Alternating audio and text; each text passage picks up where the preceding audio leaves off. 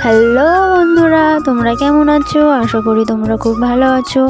আমার এই ভিডিওতে তোমাদেরকে স্বাগত জানাচ্ছি। তো আমি আজকে বৃহস্পতিবার, তাই জন্য আমরা ঐদিল ঠাকুর পুজো করছি। তো গাছগুলো দেখো কত সুন্দর হয়েছে। তো এখানে আমরা পুজোতে বাতাসা, ধূপ, প্রদীপ, তারপরে সন্দেশ, চাল নিয়ে আছি। তো এখানে দেখো কত ফুল।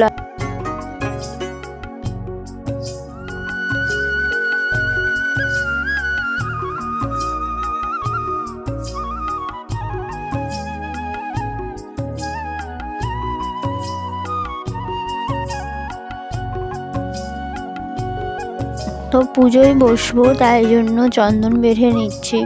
তো চন্দন বাটা, সিঁদুর এই পুজোয় লাগে। তো চন্দন বাটা হয়ে গেছে, তো পুজো শুরু করছি। দেখো সরাই, আলটাই, তারপরে ঘটে, কোলা গাছে, মানে যেসব জায়গায় জায়গায় দিই আমরা প্রতি বছর, তো সেগুলো দিয়ে চন্দন লাগিয়ে দিচ্ছি। তো আমি নিজেও কপালে নিলাম। তারপরে প্রদীপ থেকে তেল নিয়ে সিঁদুরটা একটু ভালো করে গুলে নিচ্ছি। তারপর সিঁদুরটা গুলে নেওয়া হয়ে যেতে তারপরে আলটাই, তারপর ওখানে দেখো ওম ঠাকুর আঁকছি।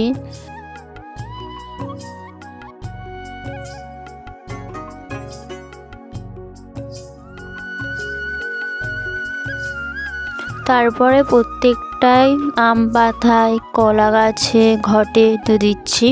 তো ঘটের মাথায় সুপারি ছিল, তো সুপারিতেও সিঁদুর দিয়ে দিলাম। তারপরে সরাইও দিলাম, তারপর আলটায়ও দিয়ে দিলাম।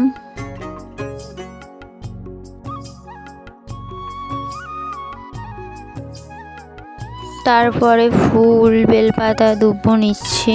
তো নিতে নিতে মনে পড়লো যে ধূপ জ্বালতে ভুলে গেছি, তাই জন্য আবার দেখো ফুলটা রেখে দিয়ে আবার ধূপটা জ্বালছি।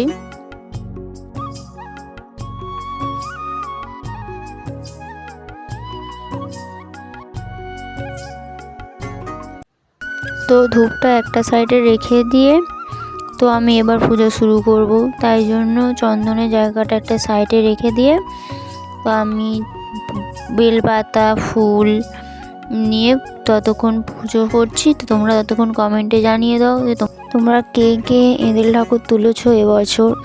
তো ভিডিওটা শেষ পর্যন্ত দেখার জন্য তোমাদেরকে অসংখ্য ধন্যবাদ।